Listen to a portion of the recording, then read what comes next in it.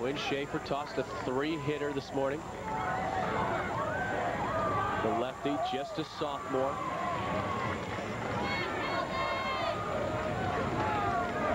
Two on, two out. Pitch misses, ball one. Justin Hallpenny walked and scored a run in the first, struck out in the second, popped to center field in the fifth. And 0 for 2 tonight, 4 for 7 coming into the tournament. So make it 4 for 9 for the young man, hitting .421 on the season. One of the beauties about having the tournament here in a professional baseball facility, if you will, Kane County Cougars play here, is the computerized stats are updated on the scoreboard. Yeah, it is nice, where you never had that before, and you really didn't know where, what kind of statistics were there. You had as they started the playoffs at the state tournament, the quarterfinal games, so you'd have 2 games that you would be missing in stats, and it's nice to have that updated statistics here for these kids. Of course, here on Sports Channel with our crack graphics coordinator Doug Stanton, we don't actually need that, but it's there if we want to use it. That's right. And the bases are now loaded. And do they go to the bullpen yet? I think he's going to come with it. He walks Hallpenny on 4 straight pitches. So 2 walks given up. After the fielder's choice, put Triplett on first. 2 away, bases loaded, and who comes up? David Sloan, a right-handed hitter. Had great success so far this evening against Kelly Dransfeld. 3 for 3, an RBI double in the first. A shot for a single in the third. Single in the fifth. He went opposite way. Also has scored a run. David Sloan, the guy we talked about, the inspirational leader of this team. And he's got a chance to give his ball team the lead one more time. And ironically, it's Jim Stamper who got it all started here with the single, and he was victim of the fielder's choice. Goes after the first pitch. 3 Redskins under, and it's hauled down by Ryan Terry. So they stick with Dransfeld, and it pays off. Sloan goes after the first pitch through 5 1/2. We're tied at 4-4.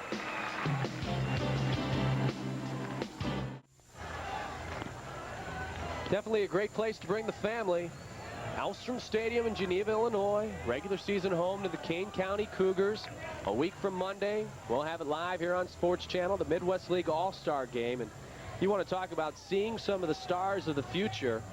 Maybe that young kid will be one. But on the 21st of June, going to be some of the best baseball players in this area, the Midwest League. And perfect example of what happens to young men who play well at the single-A level and they move up to the major leagues, like Jason Barea of the White Sox. 2 years ago, he was in South Bend pitching for the Class A team there, the lower Class A, because Sarasota's the high Class A, and now Jason Barea, member of the Major League roster. So stars are born in single-A baseball, and the best of them will be here in Kane County just over a week. Justin Knapp to lead things off, followed by Ryan Golden and Jordan Walker.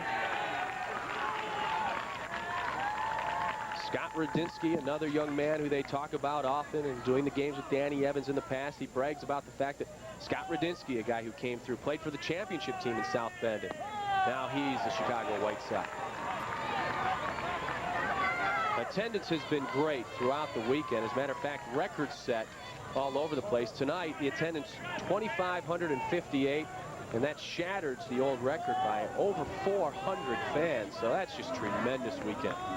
Well, the overall attendance for the 3 sessions was 6,674. So, that gave, that surely surpassed what we've seen down in Springfield the last few years, and this might be a go for quite a while here for the IHSA. 2-2 the count. Nobody out. Leadoff man Justin Knapp takes the pitch inside, and the count goes full.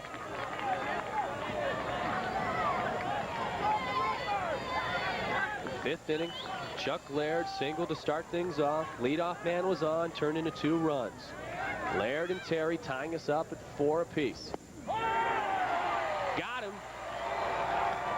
Justin Knapp wanted to test the umpire for a second, but nonetheless, John Shish with his first strikeout of the evening. He thought this ball was a little bit outside and low, but about knee high.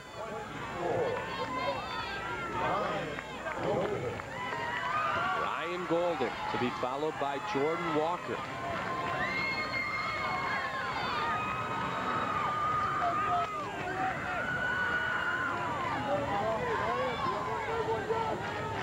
Ryan got a base hit the last time and stole second. We had to kind of a delay steal. Nobody covered second. He went all the way to third and was there with no outs to start the inning. And as a former a coach right now with your team, you said to me in between innings that might be the ball game. Well, it could be. That was a crucial point. You know, if they could have held him back, and then, you know, base hit would have possibly scored him later. Was it Olsen hit the ball to dribble the kind of slow roller to first base, would have scored him easily with one out.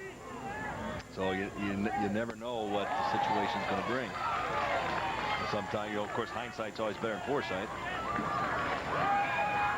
May get a chance to do it all over again as he's ahead in the count 3-0. Shish finding the strike zone a problem right here. 4 straight pitches. He walks. Here we go. The young man Ryan Golden. Look for him to run here. Shish on in relief of Jeff Dahl.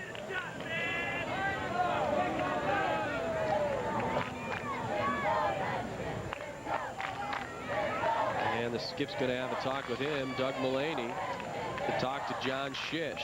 Struck out Justin Knapp to start the inning, and now has walked Ryan Golden on 4 straight pitches. If you're just joining us, started in the top of the first inning with the York Dukes scoring 3 runs. Sean Bennis walked, Justin Halpenny walked, and then an RBI double for David Sloan. A couple of batters later, a single and 2 RBIs for Brad Schmidt. 3 runs on 3 hits in the first for the York Dukes. In the second inning, the Morris Redskins got their first run of the game. A sacrifice fly off the bat of Justin Olsen scored Justin Knapp, and that made the score 3-1. Bottom of 3. Kelly Dransfeld scored the run. He singled to get the first hit of the inning after a pop-up to the mound from Ryan Terry. The RBI single credited to Sean Babcock, and then a little insurance. Well, it was for the time being. Top of 5, Sean Bennis walked, eventually scored a run on an RBI single by Jeff Dahl, who's out of the ball game now. But in the bottom of 5, these young men, the Morris Redskins, scored 2 runs, opened with a single by Laird, a single by Terry, and then a costly error in right field by Jim Stamper on a pop fly. 1 RBI credited to Riccitti. The second run scores on an error, and thus we are tied 4-4. Bottom of 6, 1 away. The state championship on the line. Walker, your batter. Golden, you see right there, number 24, the senior on first base.